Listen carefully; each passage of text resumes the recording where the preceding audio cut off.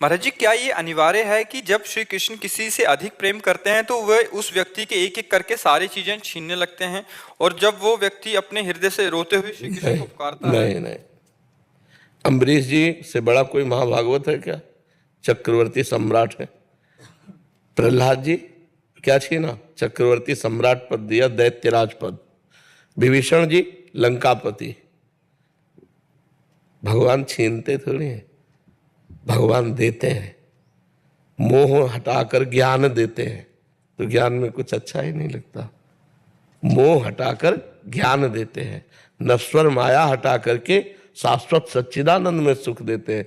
भगवान छीनने वाले नहीं हैं, भगवान दाता हैं, देने वाले हैं। उनका मजाक में कोई बात जैसे कही जाए, जो मुझसे प्यार करता है, जिस पर मैं कृपा करता हूँ, उसका सर्वस्व नाश कर देता हूँ। पहले धन हरण करता हूँ, फिर भृत्य परिवारजनों का राग हटाता हूँ। तो समझो ना क्या कह रहे हैं। जो माया के प्रति, धन के प्रति लोलुपता, उसका हटा दिया, मोह हटा दिया, जीवन मुक्त कर दिया, ज्ञान परायण कर दिया, भगवत प्रेमी महात्माओं का संग दे। भगवान देते हैं, नाशवान वस्तुओं का राग हटाकर सत्य वस्तु देते हैं। भगवान कभी छीनते नहीं है। गुरु जी कुछ समय के लिए ले लेते हैं, फिर ले क्यों लेते हैं? वही है, उन्हीं के सिवा, उनके सिवा कोई है ही नहीं, तो ले किसको लेंगे? सिय राम में सब जग जानी, किसको ले लेंगे? वो तो ऐसे दाता हैं, जो गाली देता है उसको भी देते हैं। वो जो उनका अपमान करता है, भगवान की निंदा करता है, उसको भी जीवन देते हैं। जियो, आनंद से जियो। फिर जो भक्ति करता है उसका जीवन संकटपूर्ण कर दे, ऐसा कैसे हो सकता है? भगवान की बात को समझना है।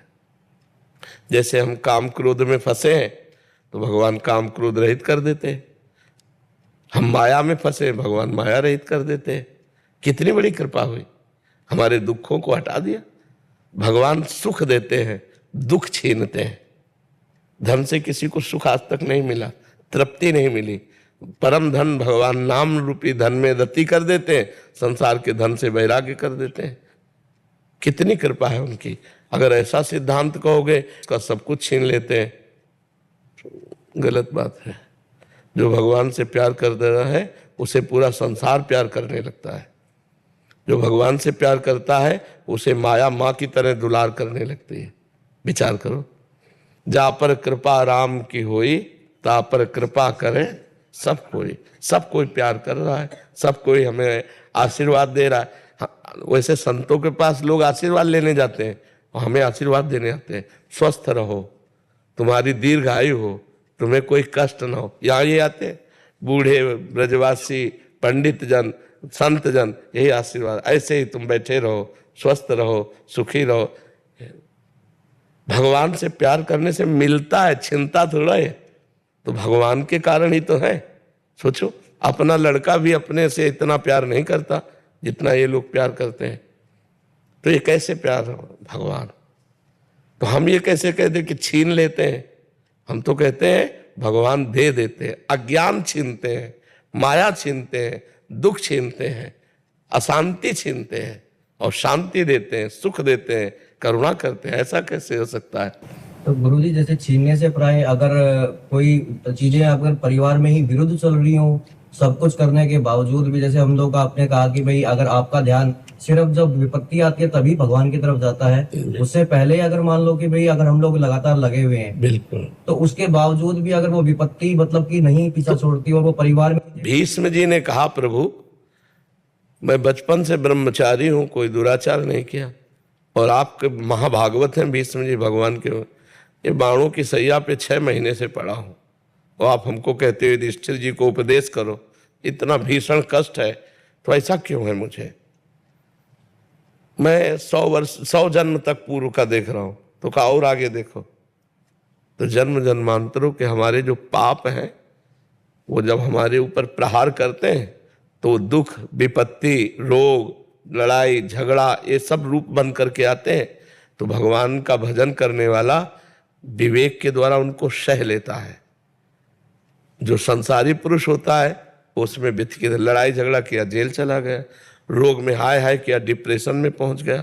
रोग तो है ही, दिमाग से भी परेशान हो गया, धन से परेशान हो गया, नाना प्रकार की दुख विपत्तियां उसे घेर ली। वो किसी से प्यार करे तो लोग अपमान करें, वो धर्म से चले तो लोग उसे दुख दें। ये विपरीतता आती है। ये सब विपरीतता आने पर भी यदि भगवान का भजन हो रहा तो हृदय धैर्य रहता है और निकल जाता है। जैसे दिन नहीं रुका तो रात नहीं रुकेगी, ऐसे दुख नहीं, अभी हमारा सुख चल रहा है फिर दुख आ गया, दुख चल रहा है फिर सुख आ गया, ये ऐसे चलता रहता है। उसका ज्ञान जो है ना इतना प्रवीण होता है कि डूबने नहीं देता, न सुख में न दुख में। सुख में डूबने पर अहंकार आता है, दुख में डूबने पर निराशा आती है, शोक आता है। तो हमें भगवान के भजन में दृढ़ विश्वास करके चलना चाहिए। अनेक जन्मों के कर्म है जो हमको गिराते हैं। मान लो 2-4 माला आप लोग जपते होगे, 2-4 घंटे पूजा करते होगे, यहाँ तो जीवन ही पूजा है, कुछ और है ही नहीं। नाम जप करो, भगवान की चर्चा करो, भगवान का चिंतन करो, भगवान, तब दोनों किडनी फेल हैं। विचार करके देखो ना, तो कर्म का भोग आता है कि नहीं। रामकृष्ण परमहंस जी जो थे उनके गले में कैंसर था, डॉक्टरों ने कहा सत्संग नहीं बोलोगे, तो बोले सत्संग तो बोलेंगे, हमारा जीवन है सत्संग। गले में बना रहे, कैंसर बना रहे। तो बड़े बड़े संतों के जीवन में देखा गया, कष्ट देखा। तो अगर भजन से कष्ट कटता तो उनका कट जाता कि नहीं कट जाता। इसका मतलब है भजन आगे की संभाल करता है और हमको जीने का बल देता है कि हम विपत्तियों से, दुख से घबराए नहीं, उनको सहकर निकल जाएं। ये कोई न सोचे कि भजन करते हैं तो बुखार नहीं होगा, जुकाम नहीं होगा, कैंसर नहीं होगा। नहीं होगा, पर तुम व्यथित नहीं होगे, तुम उसको सह जाओगे और सहकर भगवान को प्राप्त कर लो। मुकेश खरब जी। राधे राधे। राधे राधे महाराज जी।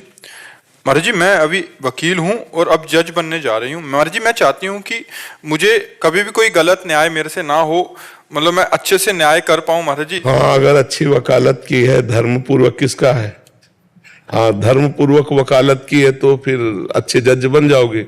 अगर बेईमानी की वकालत की है तो वो आदत तो बनी रहेगी।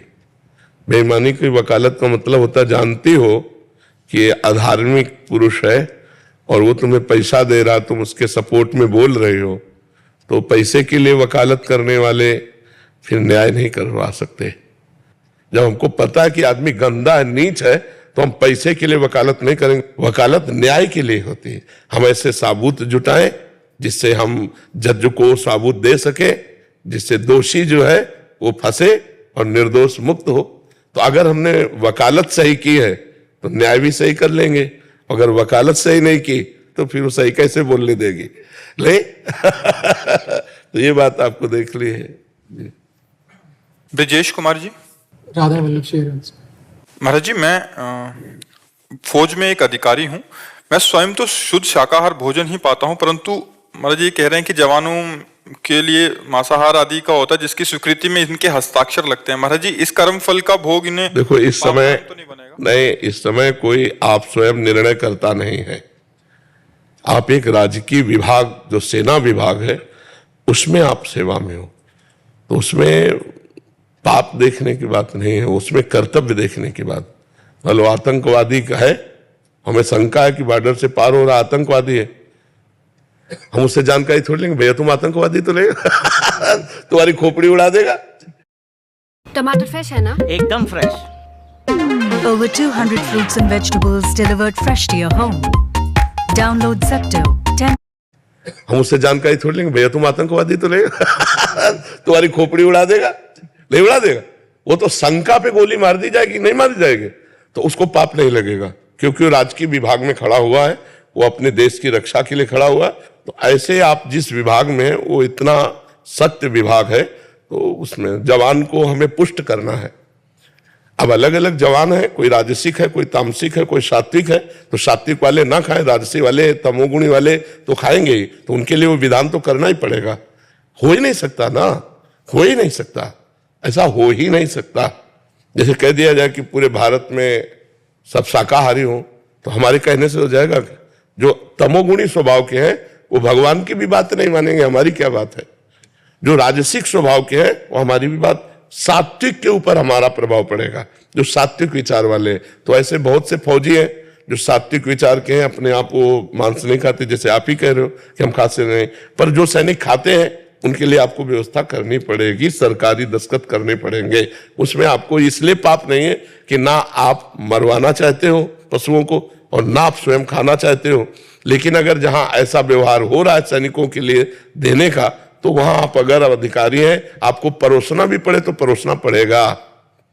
आपको परोसना पड़ेगा क्योंकि आप ड्यूटी में हो, तो उसमें आपको पाप नहीं है, क्योंकि वो आप कोई हिंसा के लिए नहीं कह रहे हो और आप स्वयं कोई खा नहीं रहे हो, लेकिन सरकारी कार्य है तो आपको करना पड़ेगा। ओम तिवारी जी, मध्य प्रदेश से। राधे राधे महाराज जी। महाराज जी, आपके चरणों में कोटि कोटि नमन। महाराज जी, मेरा प्रश्न यह है कि शास्त्रों में आत्मज्ञान और मोक्ष को जीवन का परम उद्देश्य बताया है। महाराज जी, मेरा मार्गदर्शन करें कि मोक्ष और आत्मज्ञान का वास्तविक अर्थ क्या है? क्या सिर्फ यही जीवन का उद्देश्य होता है या कोई सांसारिक उद्देश्य भी होता है? इसकी प्राप्ति कैसे हो? स्वप्न का कोई उद्देश्य होता है क्या? स्वप्न का कोई, किसी का प्रश्न है, स्वप्न का कोई उद्देश्य होता है क्या? तो संसार एक स्वप्न है, दीर्घ स्वप्न है, समझ रहे हो?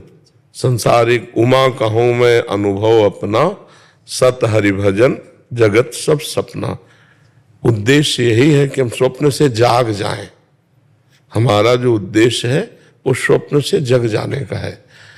कभी आत्मा को बंधन त्रिकाल में भी प्राप्त नहीं हुआ, न बंधन था, न है, न रहेगा, भ्रम हो गया है। हम अपने स्वरूप को भूल करके शरीर को स्वरूप मान लिए, अंतःकरण में तन्मय हो गए, मन बुद्धि चित्त अहंकार। अब इनकी मांगों में, क्योंकि शरीर अपूर्ण है, अपूर्ण में मांग होती है, आत्मा पूर्ण है, उसमें कभी कोई मांग नहीं होती।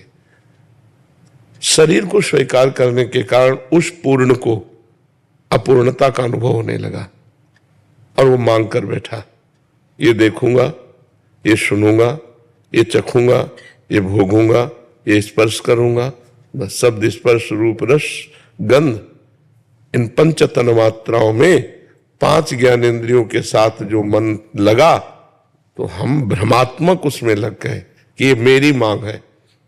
इंद्रियों की मांग को अपनी मांग मानने के कारण हम बंधते चले गए। यद्यप कहीं नहीं बंधे, कभी नहीं बंधे, जड़ चेतन ही ग्रंथि पड़ गई, यद्यपि मृषा छूटति कठिन ही। पर बिना गुरु चरणों का आश्रय लिए, बिना गुरु सेवा किए, ये केवल ज्ञान की बातें पढ़ ले और सुना ले, अनुभव में नहीं आएंगे। नायमात्मा प्रवचन न लभ्या न मेधया न बहुना श्रुते न। बहुत प्रवचन करने वाला या बहुत मेधावी बुद्धिमान या बहुत सुनने वाला आत्मज्ञान को प्राप्त नहीं होता। गुरुदेव की कृपा, मोक्ष मूलम गुरु कृपा। जिसने ये रहस्य जान लिया और अपने गुरुदेव को प्राणपन से अपना परब्रह्म मानकर उनकी आराधना की, वो माया पर भी जीत गया। नहीं तो ज्ञान बुद्धि का विषय है और जब माया आकर्षित करती है ना, तो ज्ञानिनाम अपि चेतांसि देवी भगवती ही सा बलादा कृष्ण मोहाय महामाया प्रेक्षति। शिव विरंचिका मोहई को है बपुरान, अस जिय जान भजी मायापति भगवान। ये जो हमारी इंद्रियों की विलासता मन के सहित चालू है, मना खष्टान इंद्रियाण प्रकृति स्थान कर सती, इसी से हमें हटना है। हटे हुए हम हैं, पर हमको हटना है। ये अनुभव करना है कि हम हटे हुए हैं, हम साक्षी मात्र हैं, हम कर्ता भोक्ता नहीं है। तो जब जीवन निर्द्वंद हो जाता है, मान अपमान निंदा स्तुति लाभ हानि इन सब से परे जो हमारा स्वरूप है, तो जो सुख उसे प्राप्त होता है वो सुख ब्रह्मा को भी नहीं प्राप्त है, औरों की तो प्राप्त है। तो ब्रह्म पद परमेष्ठी पद में भी वो सुख नहीं है। इसीलिए मोक्ष अनिवार्य है। अगर साधन धाम मोक्ष कर द्वारा, पाई न जे परलोक सम्हारा, सो परत दुख पावई सिर धुनि धुनि पछताए, काले कर्म ईश्वरे मिथ्या दोष लगाए।